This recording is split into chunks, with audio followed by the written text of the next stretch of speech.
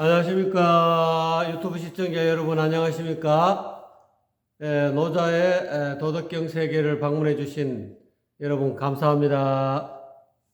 오늘은 노자 도덕경 제22장을 살펴보도록 하겠습니다. 제22장의 키워드는 성전귀지라고 합니다. 성전귀지라는 것은 정성성자, 온전할 전자, 돌아갈 기자, 갈지자, 즉 있는 그대로 온전함은 있는 그대로, 정성성은 사람이 본래 태어날 때부터 가지고 있는 그런 어떤 본성을 뜻하는 겁니다. 본래 면목을 뜻하는 겁니다. 자기 본래 면목 있는 그대로 온전하게 받아들일 때 본인이 가지고 있는 그런 어떤 본래 면목 또는 참나, 이 정성성은 참나의 다른 표현이고 불성의 다른 표현이고 본래 면목의 다른 표현일 수 있습니다. 그래서 그 본래 면목을 온전히 할 때, 본래 면목을 온전히 가진다는 건, 온전히 지킨다는 것은 있는 그대로의 온전함을 그대로 받아들인다는 거예요. 추구하는 마음이 없다는 거죠. 내가 본래의 부처였구나. 본래 깨닫고 보니까 내가 다 갖추어져 있구나.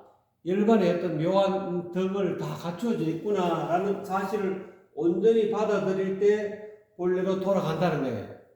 그거를 자꾸 이미 다 가지고 있다는 사실을 확연히 깨달았을 때, 확연히 알아서 매 순간 일어나는 온갖 그런 어떤 생각들을 배제하거나 물리치거나 또는 못 견디하지 말고 있는 그대로 받아들일 때 본래로 돌아간다, 이런 뜻이 되겠습니다. 이 성전귀지라고 키워드를 정한 이것은 본문의 마지막 부분에 나오는데요. 저는 이렇게 해석한 이유는 본문을 여러분이 보시면 성전귀지의 뜻을 여러분 깨닫게 되실 겁니다. 그래서 이 성전귀지는 불교 용어로는 만법길이다. 모든 법이, 만법이 하나로 돌아간다. 본래로 돌아간다. 이런 뜻이겠죠. 하나는 본래 면목이죠. 본래로 돌아간다.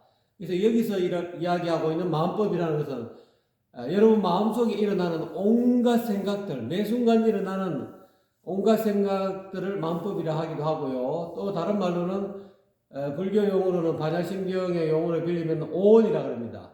색수상 행식, 우리가 알고 있는 그런 세고는 몸이고 또는 물질이죠. 그 다음에 수호는 감정이고 느낌이고, 그 다음에 상호는 생각이죠. 그 다음에 행호는 여러분 하고자 하는 의지가 되는 것이고, 시고는 인식, 판단을 뜻하는 겁니다. 그 모든 법이 전부 다 있는 그대로, 모든 법을 있는 그대로 받아들일 때 오온이 알고 보니까 텅 빈, 반야심경 용어로 이야기하자면 본래 있는 그대로의 어떤 텅 빈 한마음에서 나온 것이다. 색적 시공, 오온과 텅 빈 한마음이 공과 다르지 않다는 것을 확연히 받아들일 때 그걸 노자님은 성전이라고 표현하신 겁니다. 이 성품성이 곧 본래 면목을 뜻하는 것이고, 본성을 뜻하는 것이고, 불성을 뜻하는 것이고, 참나를 뜻하는. 그러니까 성전, 온전한 참나를 받아들일 때 본래 갖추어져 있다는 걸. 그러니까 이제 성속을 구분하지 않고 진여와 또는 좀 어렵게 이야기하면은 대성기신론에 언급한 말을 이야기하면은 진여문과 생멸문이 다르지 않다는 것, 한 몸이라는 걸 온전히 깨달았을 때, 늘 알아차릴 때 본래로 돌아간다는 거죠. 본래 고향으로 돌아갈 수 있다, 돌아간다, 이런 뜻이겠죠. 자, 22장의 본문을 보도록 하겠습니다. 곡적전하고 왕적직하고, 이 구번적 온전하고 또는 휘어진 적 곧다 이 말이죠. 이거를 이제 의역하면은 구분 그대로 온전하다는 거예요. 그 다음에 휘어진 그대로 곧다 이렇게 이야기한 거죠. 그 뒷구절 요 지금 또 그 다음에 뒤에 보면은 와적 영하고 폐적 신하며 움푹하게 패인 적 가득 차 있고 또는 너절하게 해진 적 새롭다 이런 뜻이죠. 그 요거를 의역하면은 우묵하게 패인 그대로 가득 차 있다 또는 너절하게 해진 그대로 새롭다. 이것이 눈 밝은 선지식 노자의 깨달음입니다. 어떻게 보면 노자께서 한 소식 하셔가지고 오도송을 읊은 거라 생각하시면 됩니다. 깨닫고 보니까 이러한 이치를 오도송을 22장에서는 앞에 도를 깨달은 이 우주 천지 대자연의 이치를 무의자연의 이치를 깨달아서 앞구절에 있는 이 오도송을 읊은 거예요. 그러면 이 오도송의 어떤 내용을 한번 자세하게 살펴보면은 구분적 온전하다. 구분 그대로 온전하다. 어떻게 구분 있는데 온전하냐? 원래 이 곡자라는 것은 곡직 해가지고 요 뒤에 나오는 이 직하고 상대적인 말로 사용했는데 여기에서는 상대적인 이 곡을 직하고 이렇게 붙여서 사용하지 않고 여기는 곧다의 반대말을 휘어졌다 이렇게 왕을 쓰고 있습니다. 휘어졌다, 굽었다 이렇게 쓰고 있는데 이 곡은 그러고 보면 불문곡직하고 불문은 묻지 않고 곡직 굽었든 똑바르든 묻지 않고 이런 뜻으로 용어로 한자 용어로 이야기하면 곡직이 서로 상대되는 용어로 사용했는데 여기에서는 좀 다른 의미로 사용했습니다. 왜 그러면 노자는 여기 왕적직하고 할 것이 아니라 곡적직하고 해야 되는데 곡을 빼고 곡을 위에다 붙였느냐.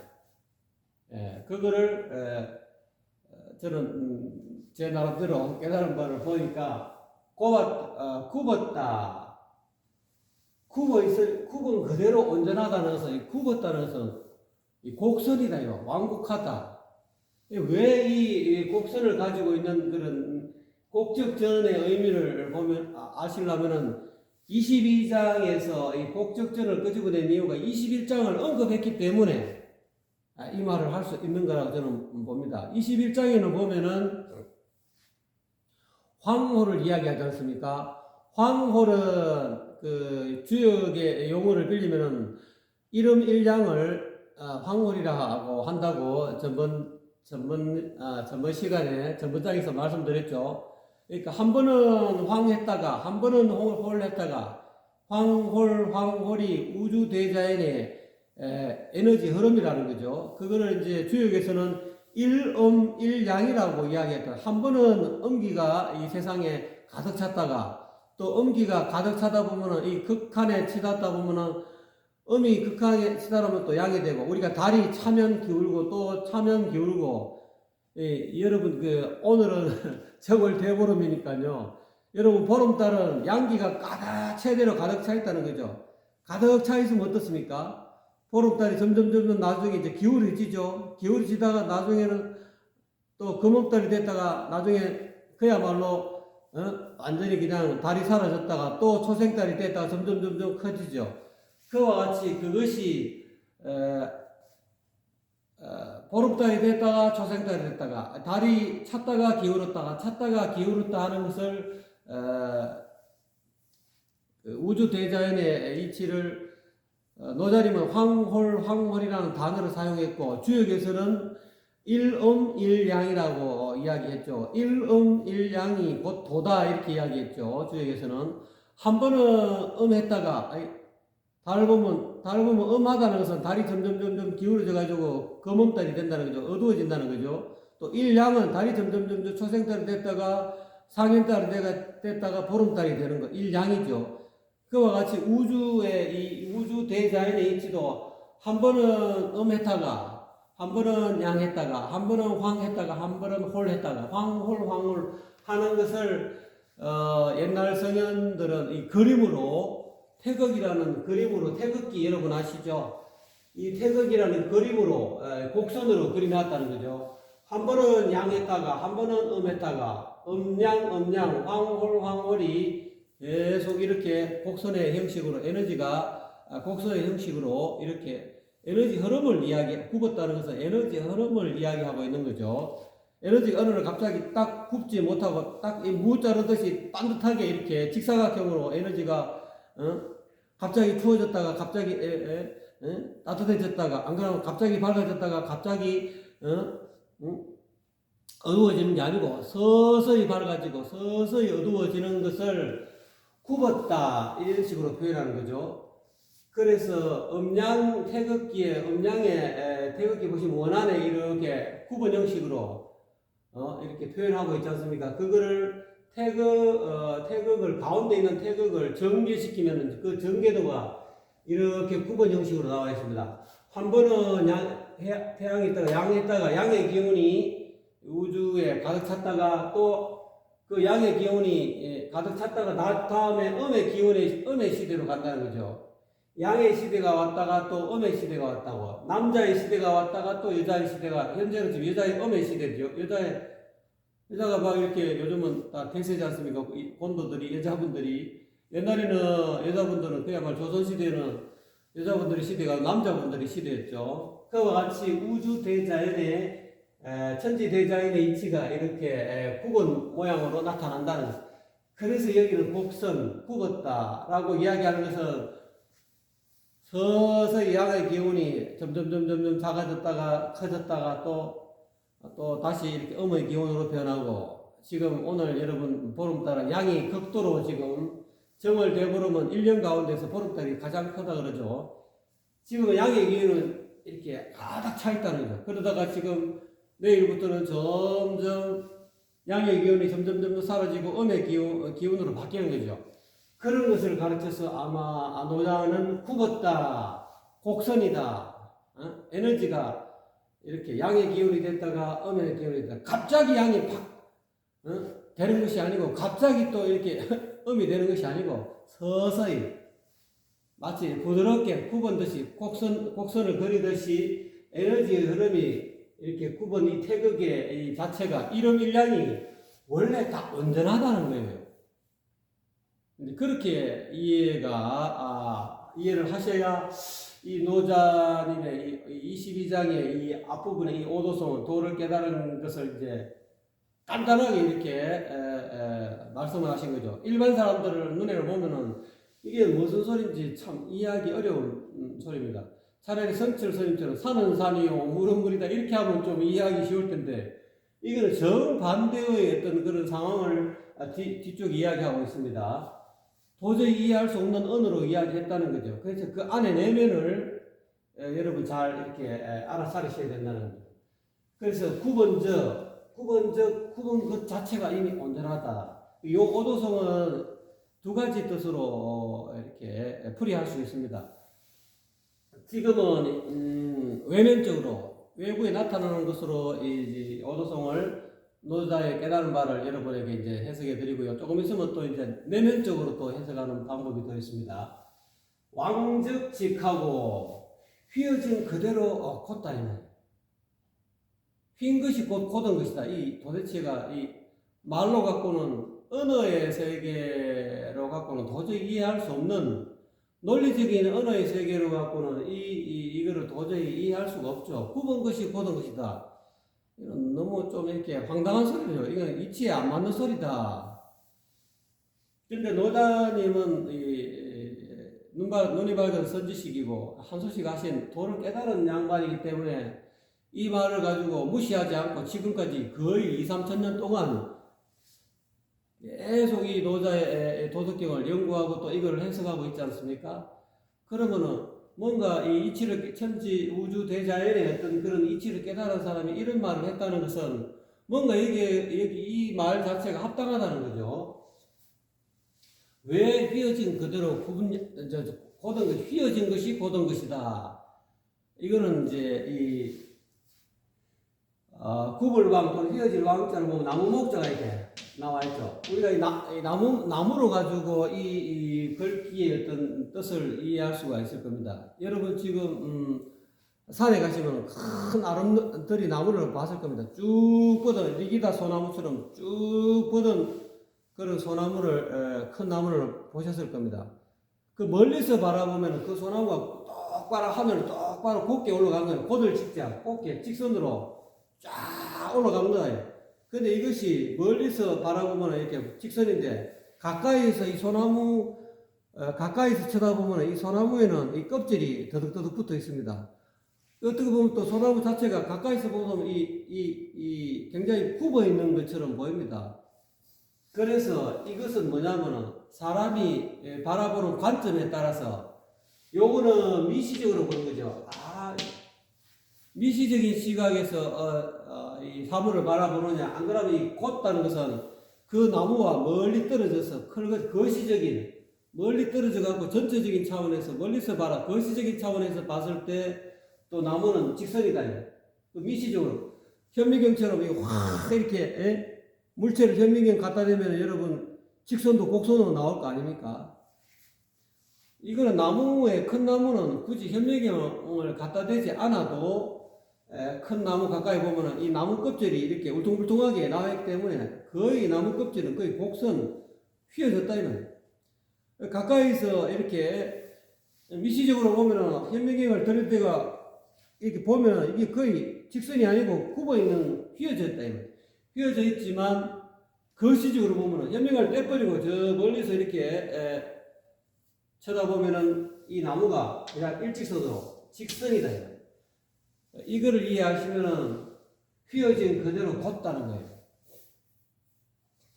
미시적인 관점에서는 휘어지고 우그러지고 울퉁불퉁하고 곡선이고 그런데 거시적으로 보면은 그것이 전체적으로 딱 쳐다보니 이게 휘어진 게 아니고 곧은 나무였네.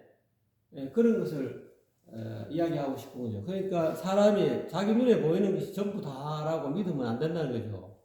또 결정코 자기가 보니까 굽었으니까 자기는 미시적 입장에서 쳐다보니까 굽은 것인데 거시적 입장에서 본 사람은 저 나무 컸다 똑바로 컸네 직선이네.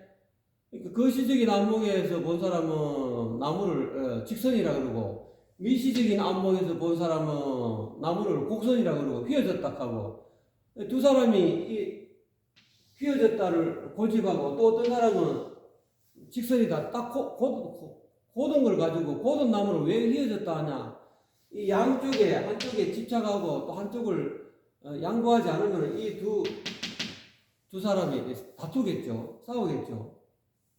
그러니까 항상 어떤 입장에서 바라보는가를 항상 잘 알아차려야 된다.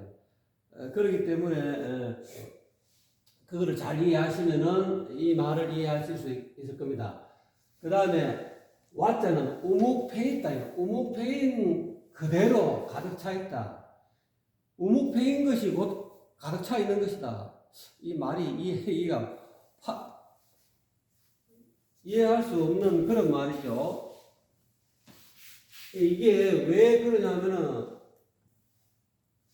땅을 보시면 이렇게 길을 지나가다가 이렇게 땅이 이렇게 평평하고 이렇게 가득 이게 어떻게 보면 땅이 이렇게 도로가 패이지 않고 단단하면 차들이 지나갈 수 있는데 갑자기 이 도로 땅이 이렇게 꺼졌다 우묵 꺼졌다 이 말이에요.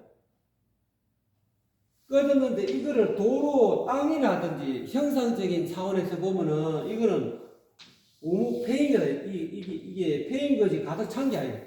이 눈에 보이는 이 형상적인 차원에서 보면은 이게 반드시 우묵 패인 것이지 이거를 가득 찼다라고 말할 수가 없는 거죠. 그렇지만은 이것을 이 공간적인 차원에서 보면은 여기가 우묵 패인 게 아니고 꽉 차 있다 이렇게. 이게 저것도 보면은 노사님은 물체적인 눈에 보이는 형이하학적인 입장에서 보느냐 안 그러면 형이상학적인 이 공간적인 차원에서 바라보느냐 보는 시각에 따라서 이게 우묵패이기도 하고 또는 이 가득 차기도 하다는 거예요. 이게 정반대편의 입장에서 바라보는 입장이죠. 우리가 이제 자기 입장만 자기가 바라보는 어떤 그런 판단만 옳다라고 주장하지 말라는 뜻 같기도 합니다. 이분은 우목패 있다는 것은 눈에 보이는 흙 또는 형상적인 차원에서는 반드시 이게 우목패 이렇게 가득 차 있으면 평평한데 땅이 이렇게 폭격맞는 것처럼 이렇게 훅 안 그러면 이 집안이 꺼져가고 푹 들어가 버렸어요. 그럼 이거는 땅 입장에서는 우목패인 거죠. 그러면 삼자가 봤을 때는 어이구 저 땅이 우목파였네. 땅 입장에서는 그래 파인 게 맞다. 근데 어떤 사람 지나가다가 땅 입장으로 이야기하냐 저거는 가득 찼네. 가득 차 갑자기 웅덩이가 생겨갖고 가득 차 있네. 이 공간적인 차원에서 보면은 이 가득 찬 공간이 늘어난 거죠. 원래 이렇게 되면은 공간이 이렇게 요거밖에 안 될 건데 이렇게 파이게 있기 때문에 이만큼 더 차진 거죠. 공간이 공기가 차져 있고 또는 공간이 보이지 않는 공간적인 차원에서 보면 이게 차 있는 거라. 그래서 두 사람이 견해가 하나는 우묵패였다, 하나는 가득 차 있다 이렇게 한쪽에 집착해서 주장하고 강조하면은 이 세상은 싸움이 끝날 날이 없다는 거예요. 그래서 노자 입장에서 보면은 우묵하게 패인 즉 가득 차 있고 우묵하게 패인 그대로 가득 차 있다는 거예요. 양쪽의 주장이 다 옳다는 거죠. 그러면 이게 싸우지 말은 무쟁의 어떤 그런 어떻게 보면 뭐 무쟁삼회와 다른 거죠. 싸우지 않고 입장 차이기 때문에 서로가 서로의 입장에서 역지사지하면은 뭐 그러지 않습니까? 우리 생활 속담에 며느리 말을 들으면은 며느리 말이 옳은 것 같고 시어머니 말을 들으면은 또 시어머니 말이 옳은 것 같고 그러니까 그걸 갖고 왈가왈부 하지 말고 이 한 소식 하면은 천지대자연의 이치를 알면은 이러한 오도성을 읊을 수 있고 이런 말을 할 수 있다는 거예요. 그 다음에 보면 패적신하며 너절하게 해진 즉 그것이 너절하게 해진 게 이거 새로운 것이다. 즉 너절하게 해진 그대로 새롭다. 이 말 자체 언어를 이렇게 말장난 같기도 하죠. 근데 이거는 깨닫지 않으면은 이런 말을 할 수가 없어요. 또 깨달으면 능히 이런 말을 할 수가 있고 그래서 이거를 말로 갖고 자꾸 생각하고 말로 갖고 따지고 분석하고 하면은 이 노자의 오도성을 절대로 풀이할 수가 없습니다. 이 경지에 들어갈 수도 없고 왜 그럼 너절하게 해진 것이 새로운 것이냐. 우리가 이제 음식물을 먹을 때 보면은 뭐 상추나 또는 풋고추를 먹을 때 보면은 먹기 전에는 상추나 풋고추가 싱싱하고 아주 그냥 새롭죠. 프레시하죠. 그렇지만 우리가 입에 들어가서 이빨로 갖고 막 진액했을 때 상추가 자기 모양이 다 사라지고 너절하게 해지고 그야말로 이빨로 인해서 상추가 전부 다 박살이 난 거예요. 또 풋고추가 박살이 났죠. 이게 너절하게 해진 것이고 박살이 난 거예요. 근데 그럼으로 인해서 입안에 들어온 그런 어떤 풋고추나 또는 상추가 너절하게 해짐으로 해서 내 몸에는 어떻습니까? 새로운 원기가 생기는 거죠. 그렇게 너절하게 해지지 않으면 원기가 될 수 없다는 거예요. 그래서 우리가 이빨이 있는 것은 이 우리가 모든 먹는 음식물을 전부 다 이 새롭게 되려면 내 몸 안에서는 새로운 존재가 되는 거예요. 새로운 기운이라는 존재가 되기 위해서는 너절하게 헤어져야 된다. 박살이 나야 된다는. 콩이 됐든 뭐 쌀이 됐든 또는 뭐 미역이 됐든 고구마가 됐든 감자가 됐든 원래 그 원형 신선한 새로운 원형이 다 이렇게 너절하게 헤어져 갖고 윗니하고 아랫니가 그거를 물질을 꽉 씹어 갖고 씹는 작용을 통해서 완전히 너절하게 해짐으로 인해서 내 몸 안에서는 새롭게 태어난 거예요. 그러니까 그렇게 보면 이 말이 너절하게 해진 그대로 새롭다 이 말을 이해할 수가 있다는 거예요. 그래서 그거를 금방 하는 말은 형상적인 차원에서 설명한 말이고요. 노자는 도를 깨달은 천지 우주 대자연의 이치를 무의자연의 이치를 깨달은 분이기 때문에 외면적으로 설명한 것이고요. 내면적으로 따지면은 우리가 세상을 살아가다 보면은 늘 여러분 하루 24시간 늘 행복하지 않지 않습니까? 늘 긍정적이고 늘 그냥 사람에게는 희노애락이 있잖아요. 늘 기쁘지 않지 않습니까? 어떤 때는 성날 때도 있고 어떤 때는 슬플 때도 있고 어떤 때는 즐거울 때도 있고 이 희노애락이 있다 이 말입니다. 이 자기 마음도 생각도 우리가 매 순간 일어나는 생각들이 아주 막 기쁘고 즐거운 생각만 일어나는 것이 아니라 어떤 때는 슬프고 어떤 때는 막 이렇게 성질나고 화나고 그런 때가 있지 않습니까? 이렇게 우리가 인생을 살아가다 보면은 내가 어떨 때는 내가 참 못났구나, 내가 인생을 잘못 살았구나, 내가 왜 이런 말을 했을까, 내가 왜 그런 행동을 했을까, 내가 왜 이런 생각을 하게 될까. 자기가 자기 자신을 바라볼 때 자기 실망적인 나답지 못한 그런 생각이 났을 때 나답지 못하는 행동을 하고 그래 했을 때 우리가 자기 자신에 대해서 실망하죠. 이렇게 어떤 때는 자기 자신이 뿌듯하기도 하지만 또 어떤 때는 자기 자신에 대해서 실망하기도 합니다. 그러니까 자기 마음이 한 마음에서 일어나는 것이 어떤 때는 아주 그냥 마음이 정직하고 굽어야 되는데 어떤 때는 막 비굴하고 막 구부리고 그런 행동을 할 때도 있죠. 어떤 목적을 달성하기 위해서 이렇게 자기 자신을 구부리고 이렇게 하는 그런 행동들 좀 마음에 안 들지만 그렇게 해야만이 뭔가 이렇게 원하는 것을 소원 성취할 수 있다 그러면은 사람들은 누구나 다 자기 자신을 이렇게 구부리지 않습니까? 또 어떤 때는 자기 인생이 움푹 패했다. 내 인생이 그야말로 흠이 났다 이 말이죠. 또 자기 인생을 돌아다 보면은 그야말로 나는 완전히 그냥 너덜너덜하게 해진 인생이다. 그래서 마음이 어떻게 보면 깨달음의 차원에서도 마찬가지죠. 여러분이 뭐 10년, 20년 독 공부를 했다든지 또는 부처님의 이치를 공부한다든지 또 하나님의 어떤 그런 복음, 예수님의 복음을 연구한다든지 해가지고 뭔가 이렇게 성령이 임한다든지 뭔가 이렇게 하나님으로부터 그런 성령이 임해서 은혜를 받으면은 많이 마음에 환희심이 생기겠지만 그러지 못하고 수십 년간 하나님을 섬겼는데 성령 임한 것도 못 느끼고 또 그렇게 되면은 자기 나름대로 나는 왜 이렇게 내 나름대로 하나님을 섬기고 하는데 내 왜 이렇게 성령으로부터 축복을 못 받을까 하는 그런 자기 실망의 어떤 마음이 생기기도 하죠. 그 어쨌거나 간에 이 말은 우리가 일상생활 가운데 매 순간 일어나는 이 생각의 변화, 흐름 이것을 있는 그대로 보라는 거예요. 어떤 순간은 나는 부족하고 못났고 나는 아직까지 깨닫지 못하고 나는 어리석고 그 마음이 일어났을 때 그 생각이 일어났을 때 우리는 어떻습니까? 이건 내가 아니야. 내가 이제까지 평소 내가 가지고 있던 그런 생각이 아닌 생각이 막 올라오고 견물생심이라고 평소에는 욕심이 없었는데 어느 순간에 필이 꽂혀갖고 저게 남의 물건인데도 훔치고 싶은 그런 어떤 몰래 가져가고 싶은 충동이 이런 적도 있지 않습니까? 그러면은 내가 왜 이런 생각을 하지? 내가 열심히 노력해서 내가 벌어서 내가 가지고 있는 물건이 아닌데 저 사람의 물건이 왜 이리 탐나지? 어떻게 보면 자기 생각이 잘못된 생각을 일어났을 때는 뭘 합니까? 왜 이래 하고 자기 일어난 생각을 아예 무시해버리고 외면하고 나는 아직 덜 됐구나. 나는 아직까지 탐욕이 남아있구나.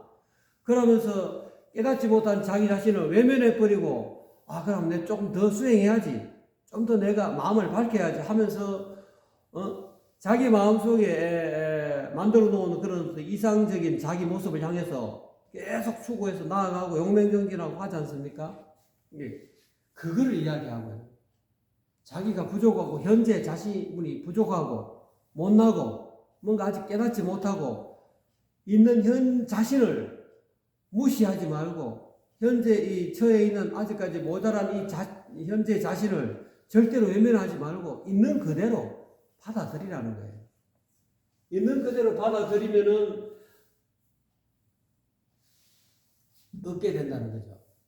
그래서 노자님의 이 앞구절에 이 두 구절을 어떻게 보면은 매 순간 여러분에게 일어나는 여러분은 지금 만족하십니까? 여러분 현 상태 진리적인 차원에서 진리를 깨닫지 못하고 아직까지 나는 어리석다. 나는 아직 모자라다. 그래도 여러분 만족하시면은 이 이치를 깨달은 것이고요. 나는 아직 못 깨달았어. 나는 아직 진리를 전부 다 더 공부해야 돼. 나는 한 수씩 못했어. 나는 내 마음이 아직까지 여여하지 못해. 그럼 어떻습니까? 여여하게 되기 위해서 여러분 엄청 노력하지 않습니까? 또 현재 여여하지 못하는 자유롭지 못하는 모든 만물의 어떤 눈에 보이는 바깥에 보이는 대상에 대해서 자꾸 얽히고 걸리고 얽매이고 집착하고 하는 그런 자기의 어떤 현 상황에 대해서 만족하지 못하는 분들이 많이 있을 거예요. 그래서 그거를 무시해버리고 이거는 내가 아니야. 나는 여여한 어떤 그런 부처 같은 그런 여여한 그런 해탈한 존재가 될 거야. 나는 아라한이 될 거야. 나는 보살이 될 거야. 하면서 여러분은 지금 부지런히 수행하고 있는 분들도 많이 계실 거예요. 그러니까 여러분의 마음에서 늘 일어나는 매 순간 일어나는 이 마음 상태를 있는 그대로 알아차리라는 거예요. 무시하지 말고 내가 이런 마음이 일어나네. 그러니까 바자신경의 관자재보살이 자기 마음에 일어나는 온갖 그 생각을 있는 그대로 관하라는 거예요. 스카이르 부처님도 돌아가시기 전에 최후의 법문이 사념처지 않습니까? 있는 그대로의 몸을 관해라. 내가 몸이 아프네. 왼쪽 팔다리가 아프고 내가 속이 아프네. 그거에 대해서 이제까지 안 아팠는데 아픈 것이 왔기 때문에 왜 내가 아프지? 내가 옛날에는 안 아팠는데 하면서 이 아픈 이 현실을 무시하지 말고 나는 원래 안 아픈 사람이었는데 나는 건강한 사람이었는데 왜 내가 이렇게 아플까 하면서 막 짜증을 내고 아픈 현 상황에 대해서 불만을 일으키고 이 아픈 내 몸은 내가 아니야 하고 막 이렇게 외면하지 말라는 거예요. 여러분 몸이 어느 부분이 아파왔을 때는 그 아픈 것을 있는 그대로 인정하고 어떻게 하면 낫는가 이 현 상황을 현실 직시하고 아프지 않게끔 조치를 취하면 되는 것인데 우리는 이제까지 안 아팠기 때문에 현실에 아픈 그 몸을 도저히 받아들일 수가 없는 겁니다. 나는 지금 50년간, 나는 30년간, 나는 70년간 내가 감기 한 번 한 적이 없고 내가 아픈 적이 없는데 왜 갑자기 내가 아파야 되는지 모르겠다 하면서 이 현 상황을 너무 괴로워하다. 왜냐하면은 나는 늘 안 아픈 존재라는 그런 인식이 고정관념이 마음속에 꽉 배겨있기 때문에 그렇다는 거죠. 그러니까 현재 아픈 사실 있는 그대로 알아차리는 게 사념처 가운데서 신수 신법 가운데서 몸의 상태를 있는 그대로 알아차리는 거. 그것이 바로 어떻게 보면은 노자님의 이 상황하고 똑같죠. 그 다음에 내 감정도 있는 느낌도 있는 그대로 알아차리라는 거예요. 사람이 살다 보면 늘 좋은 느낌, 즐거운 느낌만 가질 수 있는 게 아니잖아요. 즐겁기도 하다가 또 슬프기도 하다가 또는 괴롭기도 하다가 화나기도 하다가 내 마음속에서 일어나는 감정을 있는 그대로 바라봐라는 거예요. 그 다음에 신법 마음의 상태, 신수, 심이 하나는 몸을 있는 그대로 알아차리고 그 다음에 여러분 감정을 있는 그대로 알아차리고 그 다음에 여러분 마음, 여러분 생각을 있는 그대로 마음의 상태를 있는 그대로 알아차리는 어떤 때는 슬프고 어떤 때는 화가 나고 여러분 마음 속에 있는 어떤 때는 욕심이 나고 어떤 때는 욕심 없이 청정가지고 아주 그냥 마음을 내려놔가지고 아주 그냥 청정한 부처님처럼 그렇게 전혀 욕심이 생기지 않는 그런 마음의 상태도 있을 겁니다. 그거를 마음을 있는 그대로 본다는 거죠. 그 다음 법이라는 것은 여러분 생각 매일같이 일어나는 여러분 생각을 있는 그대로 알아차리라는 거예요. 그것이 사념처 수행법이지 않습니까? 어떻게 보면 그거는 요즘 잘하고 있는 윗바사나 수행법하고 수행법이라 할 수 있죠. 이런 노자님이 말씀하시는 것은 이런 상황이라는 거예요. 현재 일어나는 내가 굽었고 내가 휘어졌고 내가 움푹해 있고 내가 아직 해야 되는 이런 심리적인 마음에서 일어나는 그런 온갖 그런 생각들을 있는 그대로 알아차리라는 거예요. 못 견뎌 하지 말고 내가 못난 생각이 일어나면 그래 나는 못났어. 슬픈 생각이 일어나면 그래 나 지금 좀 슬퍼. 있는 그대로 바라보는 그런 어떤 삶을 살아야 된다는 거예요. 그래서 소적 덕하고 다적 혹이다. 그러니까 이제 이 부분을 노자님이 말씀하신 앞부분을 이해하고 또 노자의 이 깨달음의 이 오도송의 경지로 들어가려면 소적 덕이라는 거예요. 내 생각이 적어야 이 앞부분의 어떤 노자의 말을 이해할 수가 있다는 거예요. 아, 그렇구나. 노자의 이 말이 언어적으로 살펴보면 도저히 이치에 앞뒤가 맞지 않는 말 같아도 생각을 이렇게 내려놓고 노자의 어떤 이 마음 상태로 들어가 보면은 아, 이 이치를 깨달을 수 있다는 거예요. 근데 다적 생각이 많으면 논리적으로 또는 개념적으로 계속 생각 가지고 이 앞구절을 이해하려고 노력할수록 더 미혹에 빠진다. 더 이거를 오리무중이 된다는 거예요. 노자님이 이렇게 말씀해놓고는 앞에 내가 한 이 두 구절을 하나, 둘, 셋, 네 구절이죠. 사원절구를 이해하려면 생각을 내려놔야 된다. 생각이 적으면은 내가 앞에 말한 이 구절을 이해할 수 있다는, 깨달을 수 있다. 근데 생각이 자꾸 많아지고 이 글자에 집착해가지고 문자에 집착해가지고 문자를 논리적으로 문자를 가지고 파악하려고 자꾸 생각이 많아지면은 이 마음의 상태를, 이 오도를, 도를 깨달은 이 내 마음하고 개합할 수 없다. 더 미혹해진다.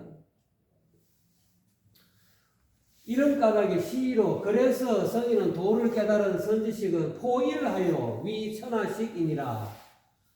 이 두 개를 굽었다, 온전하다, 또 휘어졌다, 곧다, 또는 이렇게 움푹배었다, 가득 차있다, 또는 해졌다, 새롭다. 이거는 상대적인 세계지 않습니까? 이 상대적인 세계를 하나로 끌어안으라는 거예요. 내 마음속에 일어나는 이런 어떤 긍정적인 생각과 부정적인 생각을 하나로 끌어안으라는 거예요. 는 그대로 받아들이라는 거예요. 긍정적인 생각, 기쁘고 즐거운 생각만 나다. 그것만 내 존재다. 내 몸은 안 아프다. 건강한 것만 내라고 생각하면 안 되고 아픈 몸뚱아리 자체도 인정하라는 거예요. 현재 현실을 직시하라는 거예요. 그걸 하나로 끊어 안아야 된다. 안아야만이 아픈 몸도 치유할 수 있고, 스트레스도 해소할 수 있고, 또는 괴로움도 해소할 수 있다는 거예요. 이 두 가지 가운데 못 견뎌하면 안 된다는 거예요. 그대로, 있는 그대로 하나로 끌어안았을 때, 그래서 선지식은 이런 것을 하나로 끌어안는 것으로서 이 써있자, 위, 몸으로 삼는다네. 천하 사람들을 건지는 그런 어떤 법으로 삼을 수 있다네. 도를 깨달은 선지식들은 이와 같이 이 중생들을, 천하 사람들을 제도한다는 거예요. 천하 사람들의 마음의 상태를 제도한다는 거죠. 그래서 도를 깨달은 선지식은 이와 같이 해서 모든 것을 양극단을 선이니 악이니 시, 오름이니 그름이니 또는 장단, 장점, 단점 또는 아름답고 추하고 이런 어떤 상대적인 세계에 빠지지 말고 내 마음속에 일어나는 긍정적이든 부정적이든 그 마음을 하나로 딱 끌어안아서 있는 그대로 바라보는 것으로서 천하 사람들의 중생들의 어떤 마음을 전부 다 치료하는 그런 어떤 법으로 삼는다는 거예요. 그래서 이렇게 삼아가지고 눈 밝은 선지식은 이렇게 해서 도를 깨닫게 되면은 천지대자연의 어떤 이치를 깨달은 사람은 부자연한다는 거예요. 부자연하는 까닭에 명하고 스스로 애서 이렇게 깨달은 자기 능력을 남에게 드러내려 하지 않는다. 이때는 본다는 뜻이 아니고 드러낼 현자로 현이라는 뜻으로 쓰였습니다. 자기 깨달은 바를 스스로 드러내려 하지 않음으로써 않는 까닭에 더욱더 자기 깨달음이 밝게 세상 사람들에게 세상에 드러난다는 거예요. 스스로 자기 능력을 애써 드러내려고 하지 않는다는 거예요. 있는 그대로 냅둬도 스스로 남들이 알아차린다는 거예요. 서가모니 부처님도 6년 고행권 때 깨달으니까 이 몸에서 이렇게 광채가 났지 않습니까? 그리고 완약교진녀에게 초전법륜을 갈 때 처음에는 서가모니가 쉽게 말하자면 타락했다 이래갖고 안 만나려 했는데 걸어오는 모습을 보고 그 사람들이 이 다섯 비구가 완약교준정 같이 이렇게 서가모니 부처님하고 같이 수행했던 그 사람들이 그냥 몸에서 광채가 나니까 저절로 이렇게 말을 듣게 되고 고개를 수그리게 됐다는 거죠. 그와 마찬가지로 도를 깨달은 천지 대자연의 이치를 깨달은 사람은 스스로 애써 자기 깨달음을, 자기 깨달은 능력을, 자기 어떤 역량을 굳이 애써 드러내려고 하지 않는다. 그런 까닭에 더욱더 드러난다는, 그 깨달음이 밝게 세상에 드러난다는 거죠. 부자식으로 창하고 또 스스로 자기 판단이나 자기 주장이, 자기 깨달음을 옳다라고 주장하지 않는다는, 옳다라고 하지 않으므로 더욱더 그런 까닭에 더욱더 자기의 판단이나 자기의 주장이, 자기의 가르침이, 옳음이 세상에 더 밝게 드러나게 된다는 거죠. 또한 부자벌고로 유공하고 그렇게 해서 세상 사람들을 전부 다 이렇게 마음을 치료해주고 어루만져주고 스트레스에서 해소하게 해주고 괴로움을 벗어나게 해주는 그런 공덕이 있다는 거예요. 도를 깨달은 선지식들은 그렇게 해서 중생들의 이 고통에서 건져준다. 그런 공덕이 있어도 그 세운 공로를 애서 스스로 자랑하지 않는다는 거예요. 수천 수만 수억 명의 그런 중생을 전부 다 제도하고 그런 어떤 애로사항을 전부 다 심리적인 그런 애로사항을 전부 다 해소해줘서 마음이 편안한 상태가 되는 그런 또 공로를 세웠다 하더라도 그 세운 공로를 스스로 애서 자랑하지 않는다. 내가 수백 명, 수만 명의 다 이 괴로움에 있는 중생들을 제도했느니라. 금강경에도 그러지 않습니까? 깨달은 사람은 내가 그 금강경의 그 구절을 보면은 태난섭파, 난생, 섭생, 화생, 뭐 이렇게 태난섭파, 사생육도에 있는 또는 이 삼계에 있는 모든 중생을 전부 다 제도했으면서도 제도했다는 마음 자체가 없다는 거예요. 나는 수억급일 가히 불가사의한 그런 중생을 내가 지금 다 제도했느니라. 내가 최고니라. 나를 따르라. 나는 모든 사람들을 전부 다 제도할 수 있는 그런 능력을 가졌느니라. 나는 많은 공을 세웠느니라 하고 스스로 자기가 세운 공로를 애써 자랑하지 않는다는 선지식은 도를 깨달은 눈 밝은 선지식은 절대로 자기가 세운 공로를 자랑하지 않는다. 그러므로 인해서 유공, 참다운 공로가 있게 된다. 그 다음에 불작은 고로 장인이라. 또 자기가 세운 덕을, 자기가 세운 공과 덕을 애서 또 생생내지 않는다는 거예요. 이거하고 또 비슷한 앞부분하고 비슷한 애서 생생내지 않는 까닭에 안음으로 그 덕이 오래가요. 뭐든지 이 공덕을 세워놓고 그걸 생생내면은 그게 오래 못 간다는 거예요. 나는 아무것도 한 것이 없어.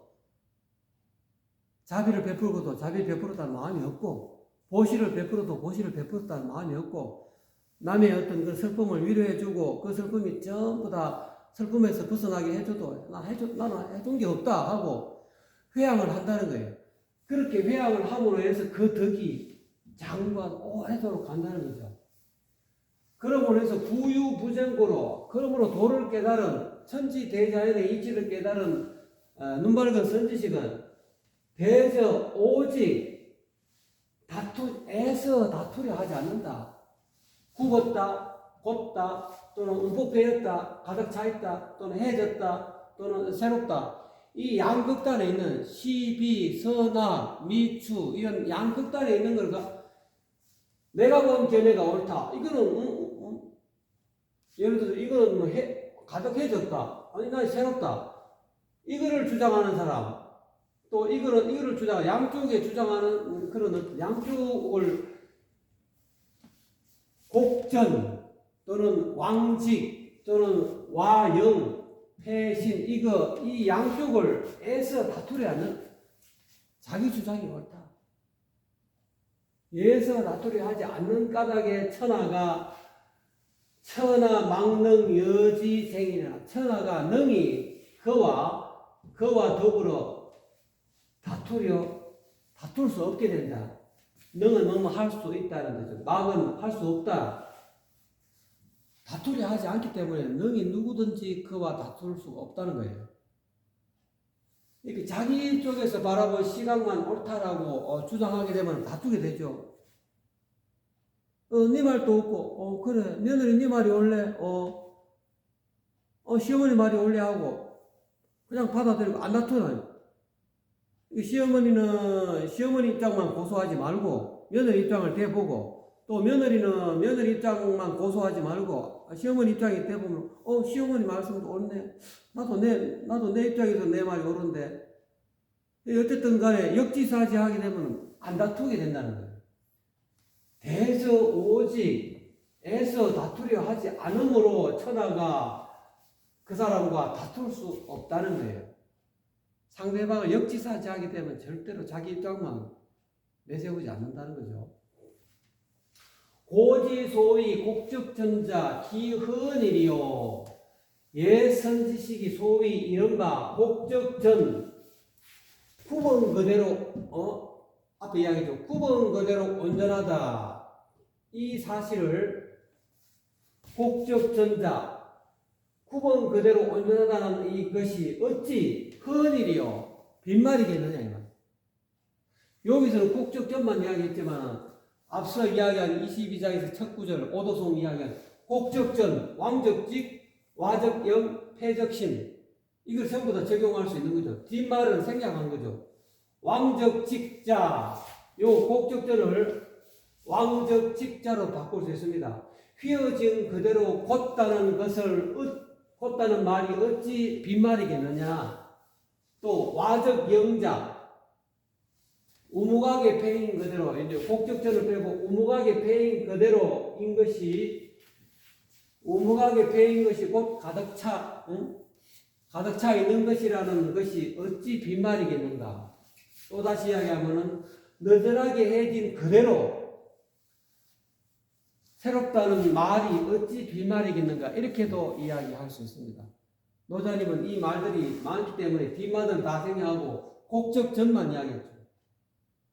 구번 그대로 온전하다는 것이 내가 앞서 이야기한 이 앞에 오도성이 어찌 빈말이겠느냐 깨닫고 보면은 여러분들도 나와 같이 이렇게 소득득 생각을 전부 다 내려놓으면 정기하면은 다 이런 앞에 있는 이 도를 내가 오도성을 읊었듯이 이 천지대자연의 이치를 앞서 네 구절로 읊었을 때 여러분들도 다 이 이치를 얻게 됐다는 거예요. 그래서 성전이 비짐이라. 그러므로 이러한 오도성이 되려면은 성전이 되어야 된다. 오로지 정성스럽게 자기 마음을 잘 이렇게 알아차려야 된다. 내 마음속에 일어나는 그러니까 이제 서가인의 부처님이 이 사념처가 참 중요하다는 거예요. 있는 그대로의 내 마음, 매 순간 일어나는 여러분의 마음을 있는 그대로 온전히 알아차렸을 때 여러분은 본래 고향으로 돌아간다. 본래의 고향 무국의 세상, 이치의 세상으로 열반의 세상으로 돌아간다. 열반 운동으로 건너간다. 이렇게 바람일다라고도 이야기할 수 있는 귀지는 이거를 반백이라고 해요. 반백. 돌아간다. 돌아갈겠지. 반백인데 이거는 약자로 써놓은 이렇게 붙이면 돌아갈 수 있잖아요. 이게 똑같은 의미죠. 있는 그대로 내 마음속에서 매 순간 일어나는 온갖 생각들을, 마음들을 있는 그대로, 느낌들을 있는 그대로 받아들였을 때 그것이 성전이 된다는 거예요. 이치, 성이라는 것은 아까 첫 구절에 키워드 이야기할 때 말씀드렸죠. 자기 본래 성은 이 한 마음이 본래 한 마음 그대로 온전하게 받아들였을 때, 온전하게 지키고 있을 때, 늘 일어나는 그런 온갖 생각들 있는 그대로 알아차렸을 때, 그랬을 때 비로소 여러분은 서천극락으로 갈 수 있고 저 천국으로 갈 수 있고 이 서 있는 이 자리가 바로 그냥 극락세계라는 거예요.